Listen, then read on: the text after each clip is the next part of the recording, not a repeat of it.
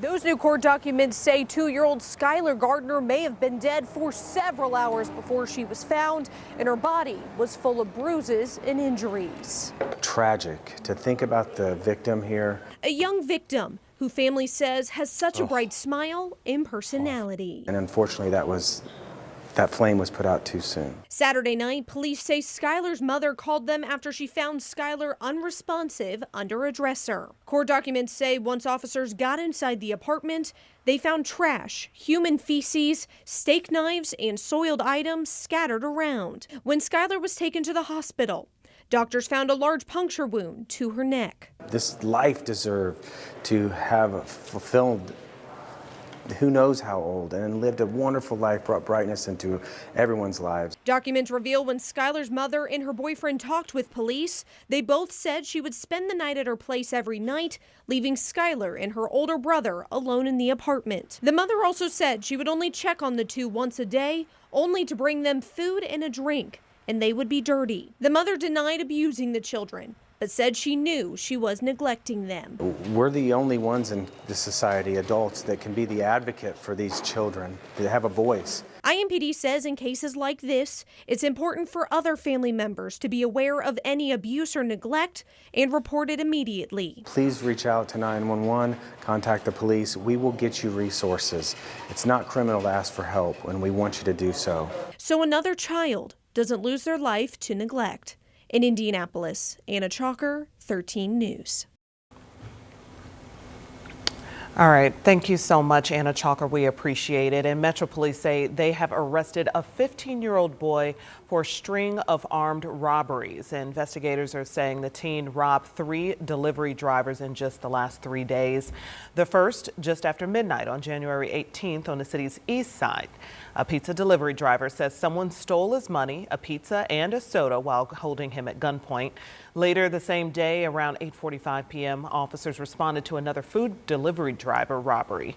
And the suspect tackled this delivery driver to the ground, but was scared off by a neighbor before he could take anything. Then on January 20th, another pizza delivery driver was robbed by the teen at gunpoint. So this teen allegedly took multiple pizzas and the delivery driver's wallet in that case. Police believe the teen was wearing a GPS monitoring device from a pending case. That's actually how they placed him at the scene for each robbery. He now faces a preliminary charge of armed robbery. The Indianapolis man convicted of killing a Lyft driver will spend 5 decades in prison. This afternoon, a judge sentenced Devin Powell to 55 years behind bars for shooting and killing Tony Garland back in 2022. Police used GPS tracking data and found Garland's car in northern Indiana. Powell admitted in court he drove there for a family function after murdering Garland. Garland leaves behind a wife and now 13-year-old son.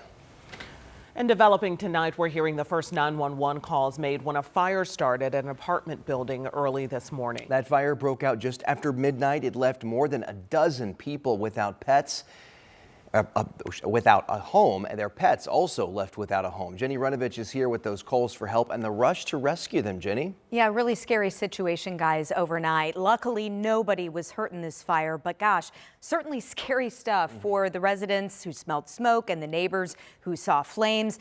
All of those people calling 911 overnight. In fact, you can hear the chaos in the background of some of those calls for help. People trying to warn everyone else to get out of the building as these strong flames tore through the roof of the Edison at Meridian Hills apartments. Take a listen.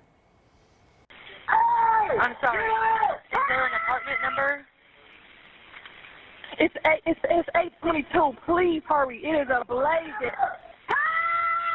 There is a fire, a really bad apartment fire across the street. Right across the street is the Edison Apartments. It's a big fire, and there's people outside screaming. Just very chaotic and scary to listen to. This fire impacted 12 units. You can see it spread all along the roof in some of this video. Those flames forced 13 adults, 5 kids, 15 pets, all out of their homes. Some were actually trapped on balconies at first, and one person had to jump from the 2nd story to the ground. But again, no injuries from this fire. It took about an hour for firefighters to put this one out. Do they know how it started? No cause yet. But, you know, as we listen to those 911 calls, you do kind of reflect on how important it is for those people to call, get out to the scene so fast, that really protected people, especially when you consider this was midnight. A lot of people were sleeping. Yeah. But because about a dozen people called 911, nobody's hurt. And that's good. They were making a lot of noise too. It's just Yeah. happening in the middle of the night like that. Exactly. Yeah. Jenny, thank you.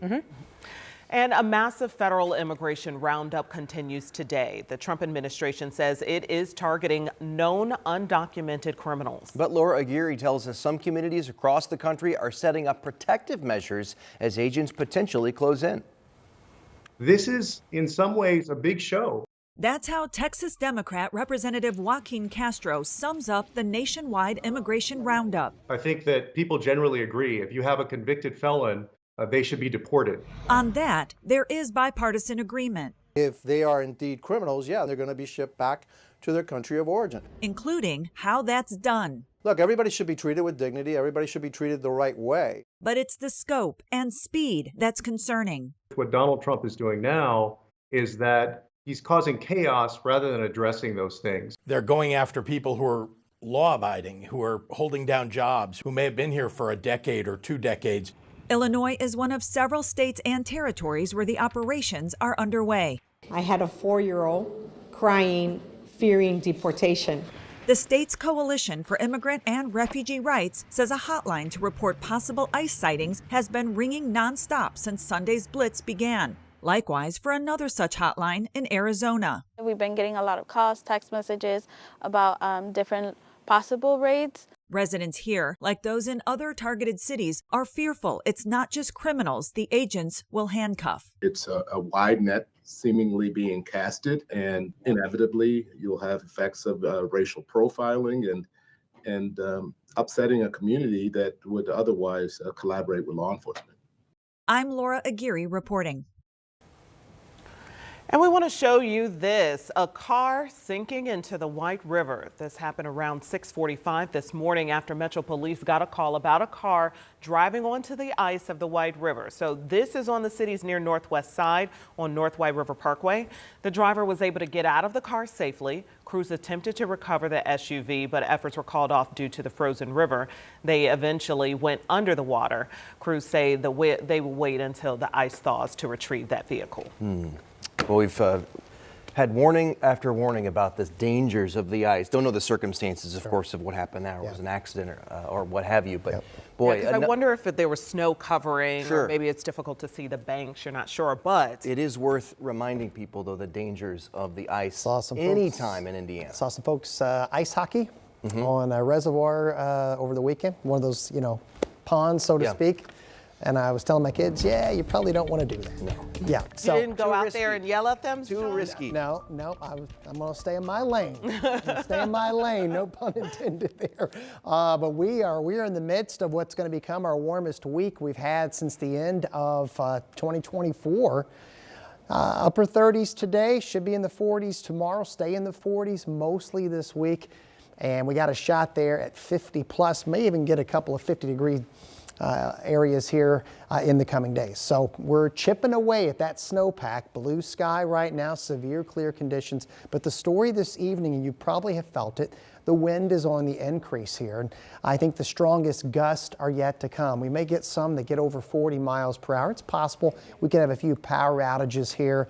I don't think it's going to be widespread, but it's definitely going to be windy here this evening. We're at 36 with a sustained southwest over 20 miles per hour. So the wind chills are in the 20s, but we're above freezing area wide.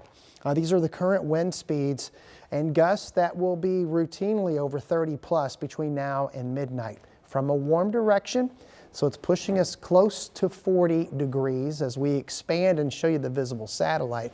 We do have a little deck of cloud cover that will come down the pike here overnight. It's possible to have a few flurries or a passing snow shower. But as we look upstream, look at Chicago at 43.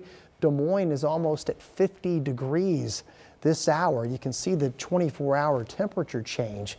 But we're going to stay pretty quiet, okay, as we go through.